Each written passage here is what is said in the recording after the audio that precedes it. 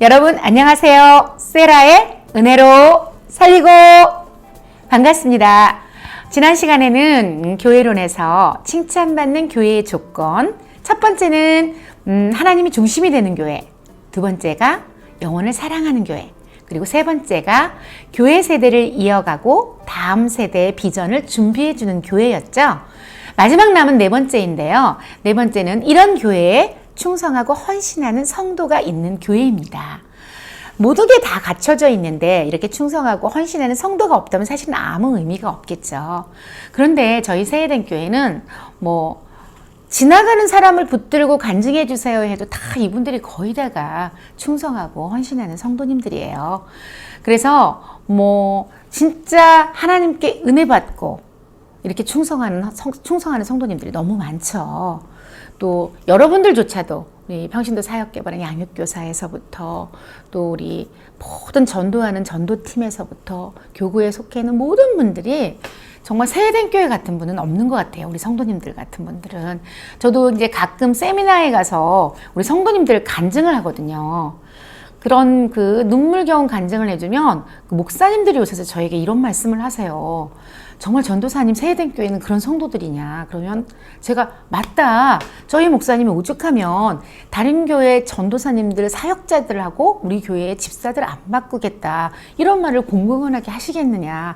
맞다 그랬더니 제가 전도사님이 이렇게 간증하는 걸 보니까 그런 성도님들을 정말 돈이라도 주고 가서 사오고 싶다. 이런 얘기를 저한테 하시는 목사님을 봤어요, 제가. 그래서 제가 그 목사님께 뭐라 그랬게요? 제가 뭐라 그랬냐면, 목사님, 사실은 저희 교회에서 사다 놔도 장기적으로는 가치가 없을 거예요. 왜냐하면 저희 교회 성도님들은 저희 교회에서 흘러나오는 목사님으로부터 이런 훈련과 꼴을 먹었기 때문에 이 풍성한 생명력을 가지고 이렇게 충성하고 헌신하고 이런 그 사명자로 세워진 것이다. 그런데 목사님이 돈을 주고 저희 교회에서 이런 사명자를, 헌신자를 사가는 게 아니라 목사님께서 강대상에서 하나님으로부터 이런 생명의 훈련을 시키고 생명나무로 그들을 케어해서 그런 열매를 만들어 놔야지 그것이 참다운 목사님의 열매고 앞으로 장기적인 생명력을 이어갈 수 있을 거예요 라고 제가 죄송하지만 그런 말씀을 드렸던 기억이 있어요. 여러분, 정말 우리 교회는 담임 목사님이 강대상에서 하나님으로부터 받은 특별한 감동을 가지고 생명의 훈련을 시키셨고 그런 생명나무를 붙들고 충성하고 헌신했기에 그런 주의종들조차도 다른 교회 그 주의종들조차도 믿을 수 없을 만큼의 헌신을 하시는 거죠. 일례로 우리 작년에 코로나 때였잖아요. 제가 생각하기에도 사실은 코로나였기에 예배를 다 성도들을 오지 못하게 했고 셧다운이 되었던 상태이기 때문에 저희 교회가 이 정도쯤이면 저희 교회만큼만 되어도 담임 목사님께서 워낙 선구적인 그 대처를 하셨고 어떤 것들의 방향을 제시해 주셨기 때문에 기독교 역사상 엄청난 그 핍박의 시기였던 그런 때, 중세 그런 때 말고는 이런 암흑기는 없는 것 같아요. 전 세계적으로. 그런데 이 코로나의 위기 때에 우리 교회가 이 정도 하면 정말 잘하지 않았을까? 저는 그렇게 생각을 했거든요. 그런데 저희 담임 목사님은 이 위기의 시대에 리더가 되셔서 방향을 제시해 주시고 승리의 깃발을 올려주시고 또 이제 국가, 정부와 또 세상과 많은 일들을 해가고 계시죠. 이 어려운 때에. 그런데 연말 즈음에서 저희 목사님께서 그 전해보다도 재정이 이제 흑자가 되기를, 초과가 되기를 원하시는 것을 알게 됐어요, 제가. 전 진짜 깜짝 놀랐죠. 인간적인 저는 그건 있을 수 없어. 왜냐하면 성도들이 교회를 오지 못하는데 지금 이 언택트 시대에 유튜브만 가지고 그게 정말 가능할까? 그리고 이제 12월 말 즈음에 저희가 정책 세미나를 했거든요. 교육자 정책 세미나를. 그때 담임 목사님께서 약간 10몇 %가 적자다 이런 말씀을 하셨어요. 저는 그것도 기적이라고 생각했거든요. 그런데 저희 담임 목사님께서 뭐라고 말씀하셨냐면 나는 정말 자존심이 상한다. 처음엔 제가 그걸 이해를 못했어요. 무슨 자존심이 전해보다 못해서 자존심이 상한 것인가? 그런데 상황이 이런데 왜 어떻게 그럴 수 있지? 이것도 기적인데 지금? 전 그렇게 생각했는데 목사님과 이렇게 잠깐의 대화를 통해서 제가 뭘 깨달았냐면 담임 목사님이 지금 자존심이 상하신 것은 코로나라는 것도 어쨌든 영적인 전쟁이었다고 했잖아요. 그 전쟁에 목사님이 우리 세해된 교회가 무릎을 꿇고 이전보다 못한 모습을 보여드리는 것이, 그런데 지금 목사님은 이제 한국교회의 모델이 돼야 되는데 세해된 교회가 그것이 너무 자존심 상한 거죠. 세상과의 전쟁에, 영적인 전쟁에서 제가 그것을 들었을 때 정말 내가 너무 깨닫지 못하였던 그런 부분, 제가 정말 회개를 하고 정말 애써야 되겠다. 나도 영적인 전쟁을 통해서 이 시국에도 비상선언을 하셨어요. 그래서 저희 담임 목사님께서 비상시국, 비상선언, 비상헌신 이런 선포를 하셨고 저희도 같이 기도하면서 전 성도가 이 비상헌신에 대해서 집중을 하기 시작했죠. 작년 연말에. 그런데 정말 놀랍도록 진짜 그 역사가 나타났잖아요. 그 결과가 오히려 코로나 이전보다 더 흑자가 돼가지고 담임 목사님도 하나님께 너무 감사하고 빚진 자의 마음으로 지난번에 제가 말씀드렸던 것처럼, 그런데 이렇게 될 수 있었던 그 저변에는 정말 이 목사님이 비상선언을 하셨을 때, 선포를 하셨을 때 그렇게 비상헌신을 할 수 있는 우리 성도들이 있었기에 가능했다라는 거죠. 이거는 정말 전 세계적으로 이런 교회는 없을 것 같아요. 전 세계적으로. 그래서 목사님이 말씀하셨던 것처럼 정말 모델이 되어 주셨고 세해된 교회가 모델이 되었고 어떠한 상황에서도 하나님의 역사는 반드시 이루어진다라는, 하나님은 능치 못할 일이 없다라는, 좀 하나님께 영광을 돌릴 수 있는 그런 열매를 맺을 수 있었다라는 거예요. 그 사건을 통해서 저도 주님 앞에 내가 정말 너무 많이 부족하고 연약하구나. 나의 믿음이 아직 여기까지밖에 안 되구나. 이런 회개를 했어요, 여러분.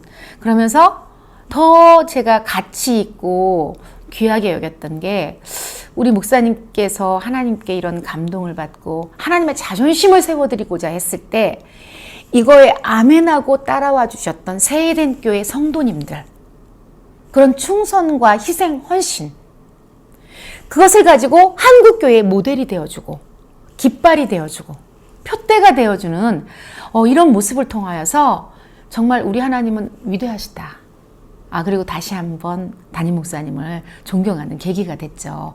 우리 목사님이 그렇게 결단해 주시지 않으셨다면 저희들도 이건 당연한 거야 라고 상황과 환경에 그냥 묻혀버리면서 타협하면서 하나님의 것들을 바라보지 않고 상황을 바라보면서 타협하는 그런 모습이었을 거예요. 그런데 우리 성도님들은 목사님이 그런 표대를 들자마자 충성하고 헌신하면서 세해된 교회의 놀라운 역사를 일으켰다라는 것만으로도 세해된 교회는 정말 충성하고 헌신하는 성도들이 많은 교회, 거의 다죠. 여러분들이 다 그 주인공이고 우리 세해된 교회가 다 주인공이고, 그래서 세해된 교회는 자랑할 게 너무 많은 교회죠. 일단은 목사님, 중직자 장로님, 우리 집사님들, 충성하는 헌신자들 모두 다 자랑거리예요. 그래서 이런 자랑으로 3박 4일 해도 모자라는 그런 교회입니다. 그래서 저희 세해된 교회 이런 모습들, 그리고 또 저는 이제 양육 가서는 어떤 얘기를 많이 해주냐면, 큰 이런 사이즈의 이런 헌신 이런 거보다는 아주 눈물겨운 헌신, 그런 작은 작지만 그 안에서 진심으로 전심으로 눈물을 드리고 마음을 드리는 그런 헌신에 대한 구체적인 그런 예화들을 이렇게 우리 새가족들에게 전해주죠. 근데 그런 것들이 오히려 그 마음을 움직이는 것 같아요. 우리 성도들의 마음을. 그리고 저도 이렇게 탐방 오신 분들에게 저희 성도들의 헌신과 충성을 얘기하면 이게 이제 정말 믿을 수 있나? 이렇게 얘기하지만 여기에 오셔서 도전받고 가신 우리 모 교회의 목사님 교회에서도 그런 간증과 생명나무 교육을 통해서 최근에 5천만 원이라는 헌신을 하셨다고. 그 교회에서는 처음 있는 일이래요. 물론 저희 교회는 그렇지 않지만 그 교회는 정말 처음이라고 저한테 너무 기뻐하면서 그 밤늦은 시간에 이렇게 카톡을 보내오셨어요. 그 담임 목사님께서 그 생명의 열매를 그 교회에서 거두는 거죠. 너무 놀랍잖아요. 저희 세해den교뿐만 아니라 이 생명나무와 이 세해den교의 이런 그런 사역들에 대한 것들을 보고 가서 또 그런 열매를 거두는 교회 세움의 역사가 나타났다고 생각하니까 저도 이렇게 설레어서 잠이 안 오더라고요. 여러분, 그런 교회가 정말 칭찬받는 교회입니다. 우리가 4가지 다 짚어봤는데 이제 다음번에 진행할 것은 이제 인간적 공동체로서의 교회와 신적 공동체로서의 교회에 대해서 우리가 나눠보도록 할게요. 이건 정말 우리가 신정주의를 하면서 우리가 짚어주는 건데, 이거 너무 중요해서 담임 목사님께서 책으로 쓰셨어요. 책이 제목이 뭐였죠? 신정주의 교회를 회복하라는 책인데, 이거는 지금 현대 교회가 가장 이게 잃어버리기도 쉬웠고 잊어버린지도 몰랐던, 그러나 이 중심이 없어지면 교회가 유지하기가 힘든 가장 본질적인 것들을 담아놓은 책이에요. 그래서 지금 잠깐 이 시간에 나누는데 이건 요약한 거지만 아주 중요한 신앙생활의 핵심이거든요. 그래서 인간적 공동체로서 교회와 신적 공동체로서 교회가 있는데 교회가 그래도 우리가 알기로 여지껏 지난 시간에도 해왔듯이 신정주의 교회를 회복하라, 신적 공동체, 당연한 거 아닌가 여러분들이 생각하시겠지만, 몇 번에 거쳐서 제가 거듭 말씀드리지만, 교회 안에 이제, 본질이 있어요. 하나님 중심, 말씀, 은혜, 축복, 이런 본질들, 성령, 하나님의 뜻, 이런 본질들이 있지만, 이 본질들을 본질이 유지되기 위해서 돕는 것으로 만들어진 것들이 사실은 제도죠. 좀 정관이라든가, 그 다음에 예산, 규칙, 법, 조직, 회의, 이런 것들이 이제 이걸 돕는 건데, 교회가 자칫 어떻게 돼버리냐면, 사실은 이 본질을 제도가 돕는 역할을 해야 되거든요. 그런데 이게 도표가 나와 있으면 보시다시피, 그런데 서로가 상호 본질은 제도를 돕고, 제도는 본질을 돕고, 본질은 흐트러지지 않는 상황에서 제도의 도움을 받아가면서 이게 잘 운영돼야 되는 것들이 맞거든요.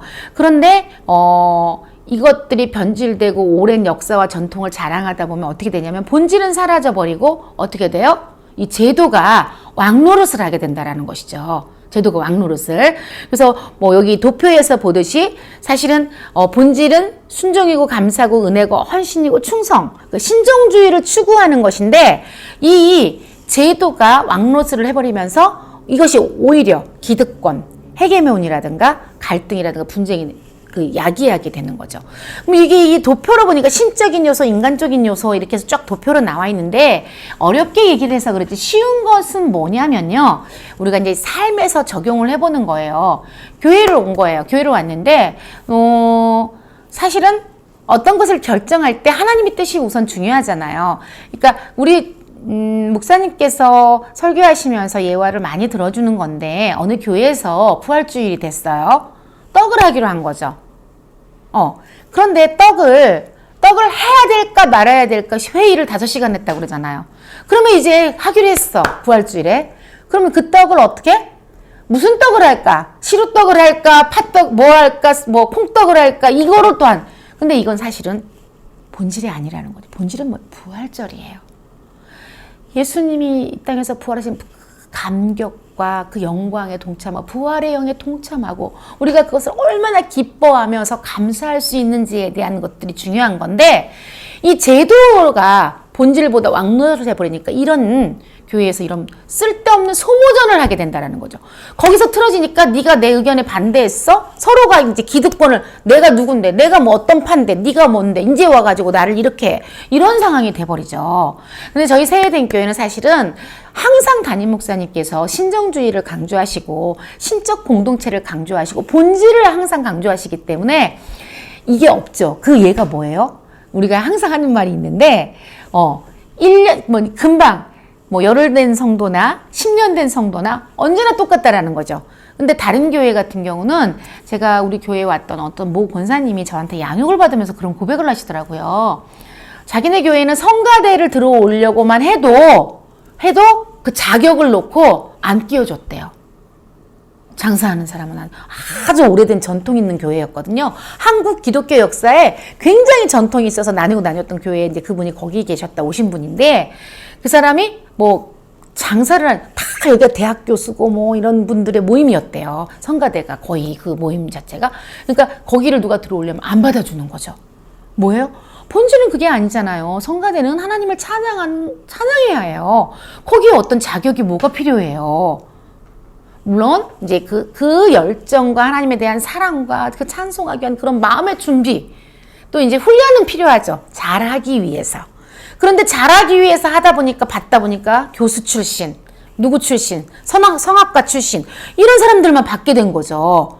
그래서 노래도 잘하고 뭐 하지만 근데 노래를 잘하는 것은 제껴져 버리고 이제 교수가 중요해진 거고, 내가 무슨 과 출신인 거가 중요해진 거고, 내 위치가 중요해진 거고, 내가 생선가게를 해서 노래를 잘해. 싫은 거죠. 안 받아주는 거죠. 이게 뭐예요? 본질을 제도가 뛰어넘어 버린 거죠. 이게 신적 공동체, 신적인 요소를 인간적인 요소가 덮어버렸을 때 나타나는 현상이죠. 그래서 교회가 엉뚱한 길로 가게 되는 거예요. 그래서 그런 교회가 있구나. 근데 저희 교회는요, 처음 오신 분이나 10년 되신 분이나 똑같아요. 봉사하시고 싶으면 봉사해도 돼요. 이렇게 얘기를 했더니 그분이 진짜 놀랍다. 그리고 나서 그분이 은혜를 받으시고, 목사님의 이런 그 목회, 본질을 사모하고 본질을 세우는 목회를 보시면서 감동을 받으신 거예요. 이분이, 그래서 저희는 사실은 이제 목사님께 축복 기도를 받고 이렇게 헌신도 하고 하는데, 이분은 헌금함에다 기천만 원을 헌신을 하셨어요. 정말 은혜를 받으시고. 근데 내가 권사님 그래도 이제 우리 목사님께 기도라도 받고 축복받고 하시지 그랬어요 했더니, 아직도 여전히 그 도덕과 그 자기의가 있어서 나는 그런 거 필요 없고 하나님 앞에 드리는 거예요, 이렇게 얘기하셨거든요. 그런데 그분도 나중에 은혜 받으시고 어떻게 되셨어요? 목사님의 기도를 사모하시고 주의 종의 영권을 이제 인정하는 거죠. 사람으로서 사람에게 보이는 그게 아니라, 물론 하나님이 하시지만 하나님께서 세우신 주의 종의 영권을 인정할 수 있는 권사님이 되셨어요. 벌써 오셔서 많은 것을 배우시고 많은 것이 열리고 본질을 붙잡는 권사님이 되신 건 맞죠? 그죠? 그래서 저희 세회대교회가 이런 인간적 공동체로서의 교회와 신적 공동체로서의 교회에서 정말 신적 공동체로서 교회로 세워져 있고, 또 그렇게 우리 성도들에게도 본질을 세우고 본질을 섬길 수 있는 그런 시스템으로 세회대교회가 존재하고 있음을 우리 성도님들에게 잘 알려주면 좋을 것 같아요. 그래서 성령의 감화, 하나님의 뜻, 그런 것들이 어떤 제도를 이끌어가는 신정주의를 회복해야 한다. 이런 부분에 대해서 성도님들에게 좀 구체적으로 이렇게 잘 알려줄 수 있으면 좋겠어요. 너무 큰 틀에서 알려주면 뭔지 이해가 되지 않아. 신정주의는 뭐지? 본질을 세우는 게 뭐지? 이렇게 할 수 있지만, 이렇게 구체적인, 양육은 적용이에요. 그래서 이런 것들을 진행할 때에도 구체적인 적용이 필요해요. 아까 우리 권사님에 대한 그런 예화라든가, 내가 느꼈던 어떤 것들, 내가 인간 중심적이었던 내가 신적 공동체 안에서 신정주의적으로 하나님께 집중하는 이런 것들에 대해서 예화를 전해줄 때 성도들은 그게 더 구체적으로 와 닿는다는 거죠. 아셨죠? 그래서 양육 진행하실 때 구체적인 적용이 필요하다. 그래서 성도님들이 잘 적용해 줄 수 있도록 해주시기 바랍니다. 여러분, 오늘은 인간 공동체로서의 교회와 신적 공동체로서의 교회에 대해서 잠깐 나눠봤습니다. 다음 시간에는 교회는 무엇을 하는 곳인가에 대해서 나눠보도록 하겠습니다. 교회에 4대 요소가 있거든요. 교회에 4대 요소가 있는데 그 4대 요소를 가지고 나누는 시간 갖도록 하겠습니다. 여러분, 다음 시간에 또 만나요. 네, 은혜로 살리고